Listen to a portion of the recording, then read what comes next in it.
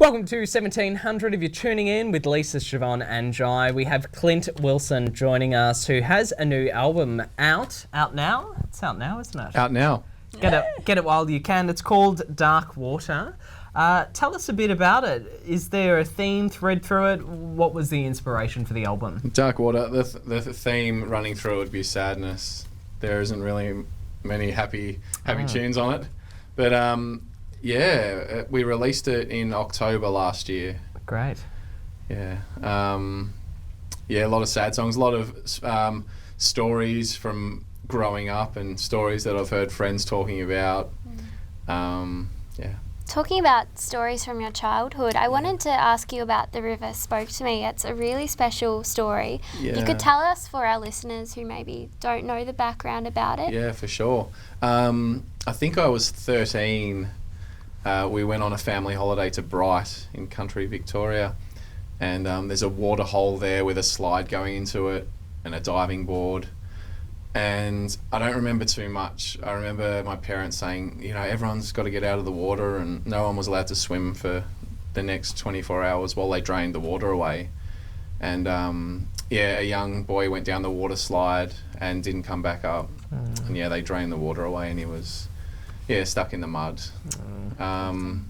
That was sort of my first real experience with death, I suppose. Yeah. It reminded me a lot of Tim Winton's The Turning short stories collection. I'm not sure if you're familiar with it. Yeah. I was wondering if that was an inspiration. No, I'll definitely have to check it out though. Yeah.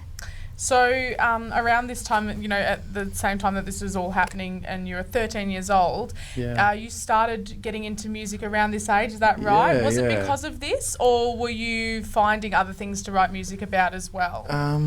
I think it was just in high school, something to fit in, help fit in, play some guitar and drums. That was where it all started. I didn't really start properly songwriting until 3 years ago though. Wow. What inspired a change, I guess, rather than in teenagehood? I'm not sure what... something definitely flicked the switch to make me want to do it. I'm not sure what it was. But I've always sort of written verses and choruses and then got bored with them and thrown them to the side. Yeah. Do you reckon you can pinpoint exactly what it was that, when you first wrote your entire full song the first time? What was it? Was it the song?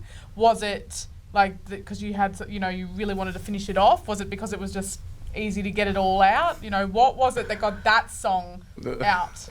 The first one. Excellent question. The very first song I finished was a song called Red-Headed Thief. And it was about a friend of mine who, she was telling me a story. Hi Trace, if you're listening. She was in the casino and there was money hanging out of an ATM machine. And she took it. She had a look around and she's telling me, and I said, I'm so writing a song about this. Yeah. And finished an entire song. Yeah. Great. Wow. Yeah. And influence-wise, Paul Kelly, Josh Pike, if you had to choose one, who would it be, and how and why have they influenced you? Paul Kelly's, massive influence, just the way you can tell a story, and massive. Love him. You've been talking about your progression in getting to the point of actually making music. Is that something that's reflected in Nothing to Lose? I didn't think so. I thought Nothing to Lose was, I was driving along and thought of the line, he's grateful for the nothing that he has got, I think, something like that. But around the same time that I wrote that, I'd quit my day job and started doing music at the same time. So maybe subconsciously it was about that changeover, yeah. So your music's quite personable, even just sitting in a room and taking it all in it's a lovely, there's something about it that really works, So you've also performed it for hotels, parties, private events and festivals. Yeah. For your style of music, what do you feel like for you is your prime performance situation, and why does it work the best? Lately I've been doing house concerts. And they've been really good.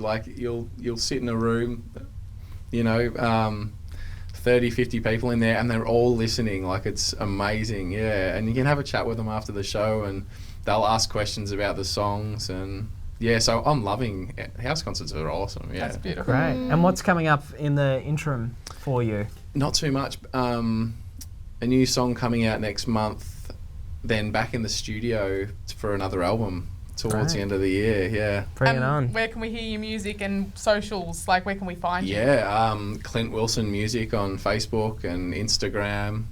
Yeah, I put a lot of work into my Instagram account, Great. which you'll see. All right. Okay, perfect. We'll follow. Yeah, and on iTunes, Spotify, all those things. Great. Well, thank you so much for joining us. Everyone, Thanks for look having under me. your seats. Yeah. Because Clint's album. Where's mine gone? Okay, well, we'll find them, but we'll be right back. Make sure you go on Spotify or purchase it at all good record stores, and we'll be right back after this with Clip of the Week. You're watching 1700.